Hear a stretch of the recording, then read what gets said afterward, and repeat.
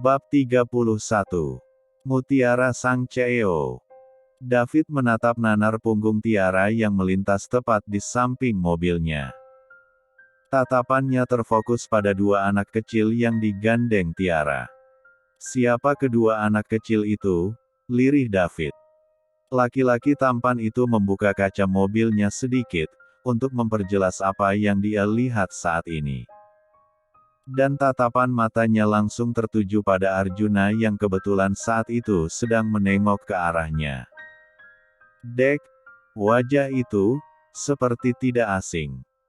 Arjuna yang merasa ditatap dengan intens oleh orang asing langsung menampilkan wajah datarnya dan menatap dengan tatapan yang tajam. Sedangkan David yang mendapatkan tatapan seperti itu dari Juna hanya melengkungkan bibir atasnya. Dan dia kembali melajukan mobilnya. Bu, jualan kita kan habis semua hari ini, boleh tidak jika aku makak Juna makan ayam goreng tepung? Ucap Luna dengan polosnya. Tiara yang mendengar permintaan anak perempuannya itu langsung tersenyum, tentu boleh dong sayang. Jangan Bu, lebih baik uang yang kita dapatkan tadi untuk ditabung. Bentar lagi kan kita harus membayar uang kontrakan rumah Bu. Kak Juna. Protes Luna sambil menatap tajam ke arah saudara kembarnya itu. Apa? Ucap Juna tak kalah dari Luna, dia juga melayangkan tatapan tajamnya ke arah Luna. Luna langsung mengerucutkan B1 birnya dan menunjukkan wajah murungnya. Tiara yang melihat tingkah anak perempuannya menghela nafasnya perlahan, Aluna memang lebih sensitif perasaannya, anak itu tidak bisa menerima perkataan atau perlakuan kasar sedikitpun. Juna. Sudah? Ucap Tiara pelan pada anak sulungnya. Luna sayang. Jangan diambil hati ucapan Kak Juna, kamu mau ayam goreng tepung favorite kamu kan? Pasti nanti ibu belikan, kata Tiara seraya mengelus rambut sang putri dengan lembut. Kedua mata Luna langsung berbinar, dan senyumannya langsung mengembang. Benar itu Bu? Tanya Luna dengan senyum sumringah. Akan tetapi senyuman itu seketika pudar saat dia mengingat ucapan saudara kembarnya tadi. Tapi Bu, apa yang dikatakan Kak Juna benar? Lebih baik uang itu ditabung aja untuk biaya kontrakan kita, lirih Luna. Tiara tersenyum getir saat mendengar penuturan anak-anaknya, dalam hati dia merasa sakit karena anaknya harus merasakan hidup yang serba kekurangan.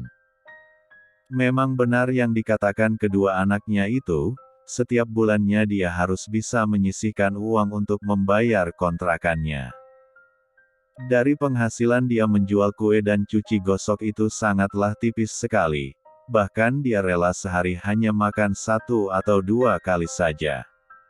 Sayang. Uang ibu cukup kok kalau hanya untuk membeli 2 potong ayam goreng tepung untuk kalian. Ini kalian bisa lihat sendiri di dompet ibu banyak uang kan sekarang. Tiara menunjukkan isi dompetnya kepada kedua anaknya. Memang benar yang dikatakan olehnya di dalam dompet itu ada beberapa lembar uang kertas hasil dari penjualan kuenya hari ini. Juna dan Luna pun melihat isi dompet sang ibu, ada senyum yang terukir dari wajah kedua bocah itu. Asyik. Kita bisa makan ayam goreng tepung kesukaan kita Kak Juna, kata Luna dengan penuh antusias. Luna mencebikkan B1 birnya, sebenarnya Kak Juna juga pengen kan makan ayam goreng tepung seperti aku. Jujur aja Kak. Ledek sang adik. Juna hanya memutar bola matanya jengah, jujur dia sendiri juga sangat ingin sekali makan ayam goreng tepung itu. Akan tetapi dia bisa menahannya karena dia tahu jika ibunya sedang susah dalam ekonomi. Tiara yang melihat tingkah lucu kedua buah hatinya itu hanya tersenyum sambil menggelengkan kepalanya. Dia berjanji akan bekerja keras lagi supaya bisa membahagiakan kedua buah hatinya itu. Sekalipun dia harus berperan ganda menjadi seorang ibu dan ayah sekaligus, dia tidak peduli asalkan anak-anaknya bahagia. Akhirnya Tiara mengajak kedua anaknya menuju penjual ayam tepung yang berada di pinggir jalan yang tidak jauh dari mereka saat ini. Tiara tidak mengajak anak-anaknya ke restoran cepat saji yang khusus menjual ayam tepung itu. Untung saja kedua anaknya mengerti dengan kondisi ibunya. Jadi mereka tidak pernah merengek meminta untuk dibelikan ayam goreng tepung yang berada di restoran cepat saji itu. Pernah sesekali si bungsu Luna meminta untuk makan di sana, tapi setelah mendengarkan penjelasan dari sang ibu dan saudara kembarnya Juna, akhirnya gadis kecil itu bisa mengerti. Terlihat sekali raut wajah senang dari kedua anak Tiara setelah masing-masing dari mereka mendapatkan sepotong ayam goreng tepung favorite mereka. Sesampainya di rumah mereka langsung memakan ayam goreng tersebut. Tiara menatap penuh haru saat melihat kedua anaknya dengan sangat lahap menyantap ayam goreng itu. Maafin ibu nak, untuk makan makanan seperti itu saja kalian harus memendam keinginan kalian itu dengan waktu yang sangat lama, kata Tiara dalam hatinya dengan sesekali menyeka air mata yang tiba-tiba menetes di pipinya. Keesokan harinya seperti biasa Tiara menjalankan aktivitasnya dengan diawali berjualan kue. Pagi sekali dia sudah ke pasar tradisional yang tidak jauh dari kontrakannya.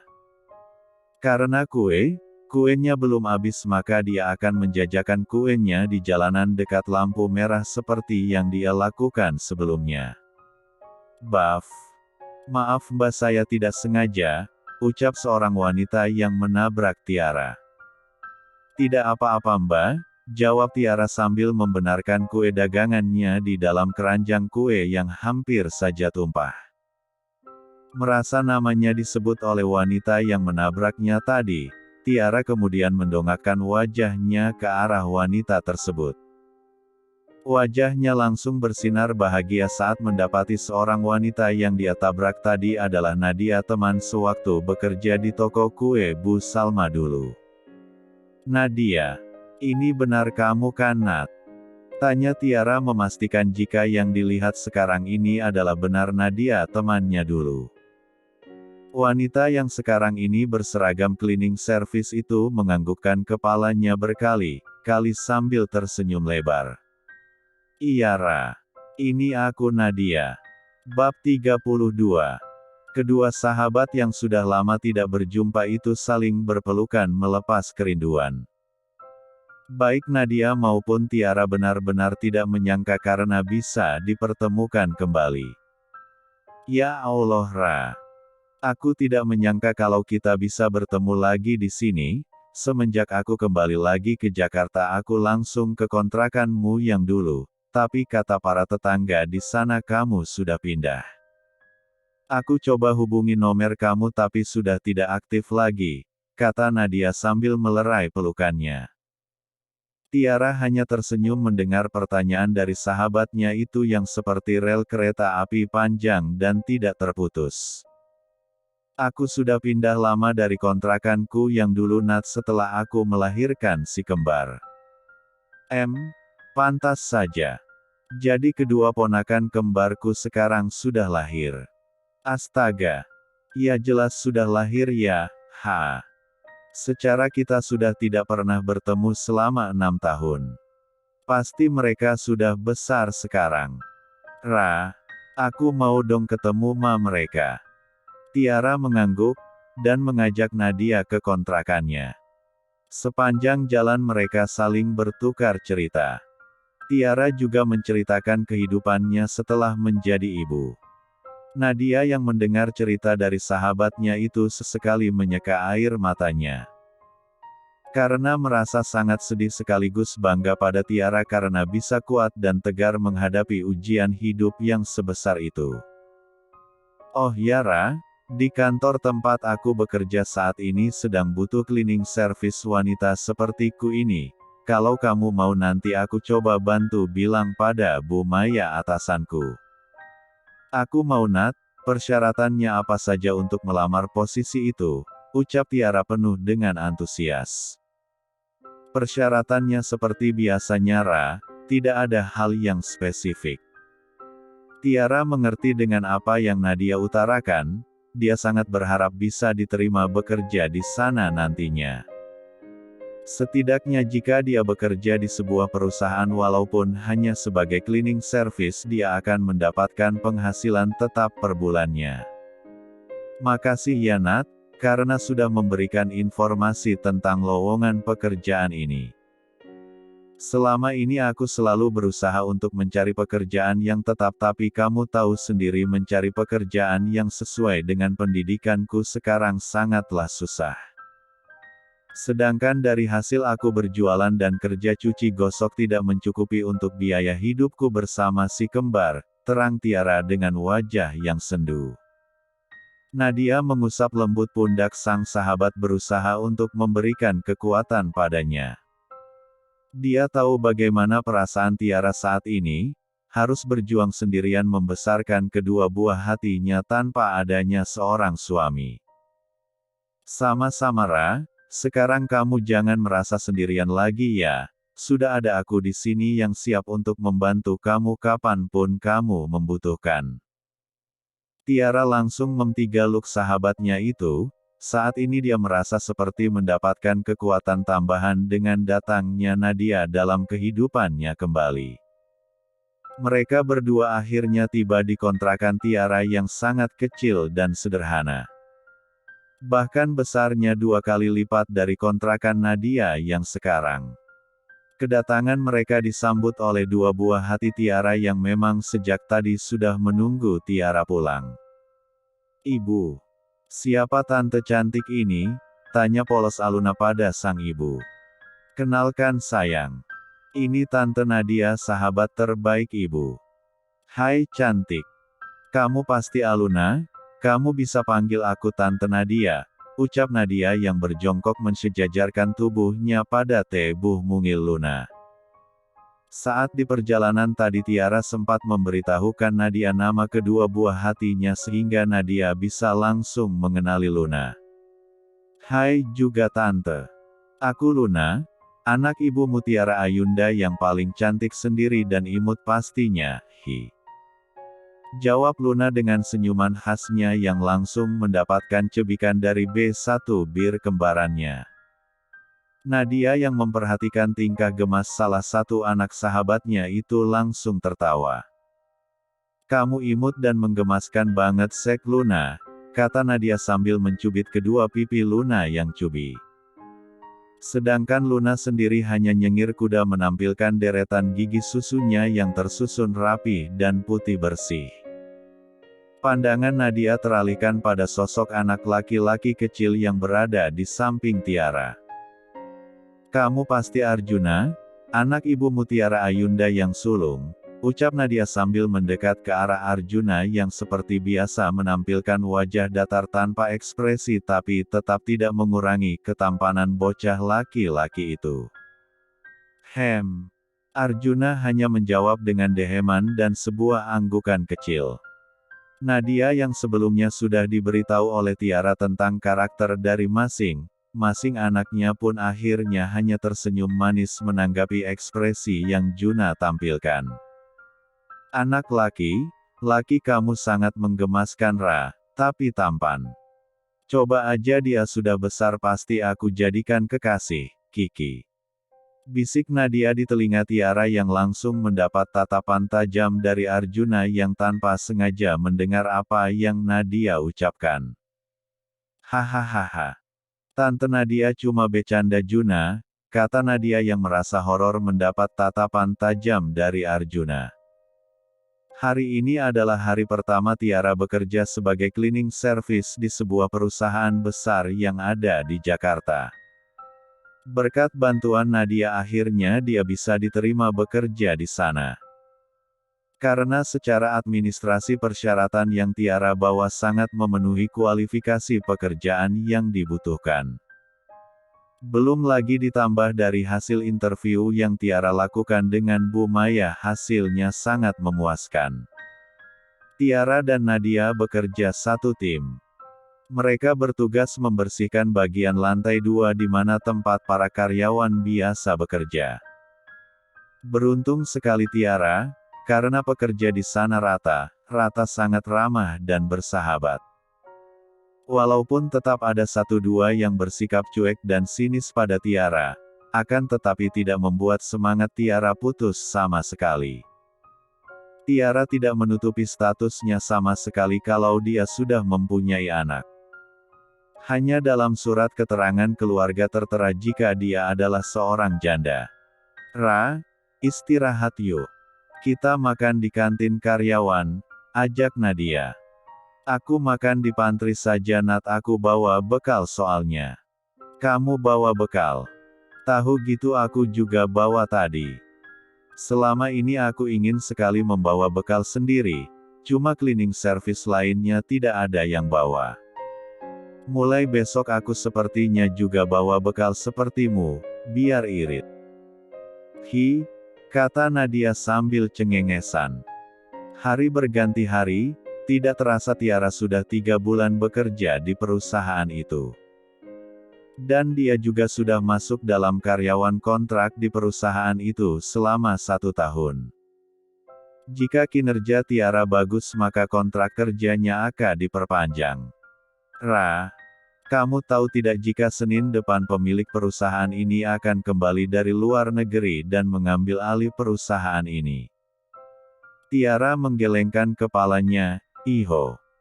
Bukannya pemilik perusahaan ini Pak Wiryo? Tanya balik Tiara. Bukan Ra. Pemilik alsi perusahaan ini sekarang berada di luar negeri. Dengar-dengar sedang melanjutkan studinya gitu. Dan satu lagi katanya dia masih muda seumuran ma kita. Bab 33. Kok cuma oh doang sih Ra? Protes Nadia. Lah terus aku harus jawab seperti apa? Apa aku harus histeris teriak-teriak gitu? Ya nggak gitu juga, tapi setidaknya kamu ada gregetnya gitu seperti karyawan wanita yang lain di kantor ini. Yang aku dengar CEO kita ini tampan banget Lora, sudah banyak karyawan wanita di sini yang membicarakannya bahkan banyak yang sudah mempersiapkan diri untuk menyambut kedatangan CEO kita itu. Ada yang ke salon untuk mempercantik diri, ada yang sengaja berburu baju branded dan mahal supaya penampilannya terlihat menawan di depan CEO nantinya. Kata Nadia panjang lebar yang hanya didengar oleh Tiara yang sedang fokus membersihkan aula tempat diadakannya penyambutan CEO baru di perusahaan tempat dia bekerja saat ini. Ya biarkan saja mereka mau berbuat apapun Nat, lagian karyawan rendahan seperti kita mana mungkin akan dilirik oleh sang pemilik perusahaan ini bukan? Iya Ra kamu memang benar. Jawab Nadia lemah dan ikut melanjutkan pekerjaan mereka berdua. Akhirnya hari di mana penyambutan CEO itu pun telah tiba. Semua karyawan sudah berada di aula tempat acara itu diselenggarakan. Tidak terkecuali Tiara dan Nadia yang berada di barisan paling belakang sendiri karena memang bagian depan hanya diisi oleh staf dan karyawan kantor. Sedangkan untuk bagian cleaning service dan OB berada di bagian belakang. Kalau kita berdiri di bagian belakang seperti ini bagaimana kita bisa melihat CEO kita Ra?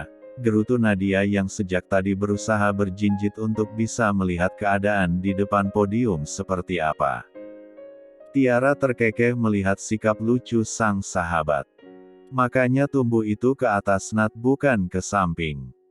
CK. Iya sih yang punya tinggi badan proporsional jadi tidak kesusahan sepertiku, ucap Nadia sambil berdecak kesal. Tiara memang mempunyai tinggi badan yang proporsional. Bahkan tubuh Tiara juga sangat bagus, padat berisi walaupun dia sudah pernah melahirkan akan tetapi bentuk tubuhnya tetap ramping. Hanya saja dia tidak pernah perawatan ke salon atau spa seperti wanita yang lain sehingga kulit tubuh dan wajahnya sedikit kusam. Padahal dia memiliki jenis kulit yang putih bersih. Berbeda dengan Nadia yang mempunyai tinggi badan yang pas-pasan, jadi di saat seperti ini dia kesusahan untuk melihat keadaan di depan sana. Suara riuh di aula tiba-tiba hening seketika di saat deretan beberapa laki-laki berjas memasuki aula tersebut. Tiara bisa melihat dengan jelas siapa saja yang masuk ke dalam aula. Kebetulan posisi berdirinya saat ini sangatlah tepat mengarah pada pintu masuk dan arah pandangannya tepat tertuju ke podium. Walaupun dia berdiri di barisan paling belakang tidak menghalangi pandangan Tiara sama sekali apalagi postur tubuhnya tinggi. Orang ke-1 dan kedua yang masuk ke dalam aula tersebut tidak ada yang Tiara kenal sama sekali. Jelas Tiara tidak mengenalinya karena kedua orang tersebut adalah orang yang penting di perusahaan itu yang jarang sekali Tiara lihat selama bekerja di sana. Karena mereka berada di lantai yang berbeda dengan Tiara. Akan tetapi orang ketiga yang masuk ke dalam aula tersebut membuat tubuh Tiara membeku seketika. Pandangan matanya langsung mengikuti kemana langkah orang ketiga itu masuk dan duduk di tempat yang sudah disiapkan. Alex. Satu kata yang tiba-tiba keluar dari mulut Tiara. Jantungnya sekarang berpacu dengan cepat, orang yang selama ini ingin dia lupakan dan hindari ternyata berada di barisan yang paling depan dan parahnya lagi ternyata dia sekarang bekerja di perusahaan cinta pertamanya itu. Takdir macam apa ini? Kenapa aku dipertemukan kembali dengannya ya Allah? Batin Tiara menatap sendu ke arah Alex. Dari tatapan Tiara ada rasa rindu yang teramat dalam, akan tetapi Tiara berusaha menepis perasaan itu. Bagaimanapun dia sudah berjanji pada dirinya sendiri untuk melupakan orang yang pernah mengisi hatinya itu. Karena Tiara sadar diri siapa dia saat ini. Lamunan Tiara seketika buyar karena mendengar suara tepukan dari seluruh karyawan yang berada di aula itu. Ibu dari dua anak itu mendongakkan kepalanya memberanikan diri menatap ke arah podium di depan sana. Ternyata Alex sudah berdiri memberikan sambutan pertamanya sebagai seorang CEO. Pantas saja seluruh karyawan tampak bergemuruh menyambut salam pembuka dari CEO baru mereka itu. Alex memberikan sambutan pertamanya dengan begitu tegas, laki-laki itu terlihat lebih dewasa dengan pakaian formal seperti itu. Tapi tetap dia selalu memasang wajah dingin, datar dan irit senyum. Akan tetapi tidak mengurangi ketampanan yang dia miliki. Tiara menghembuskan nafasnya perlahan, pikirannya sudah jauh menerawang ke depan. Setelah selesai menyampaikan sambutannya Alex pun kembali duduk di kursi CEO yang sudah disediakan.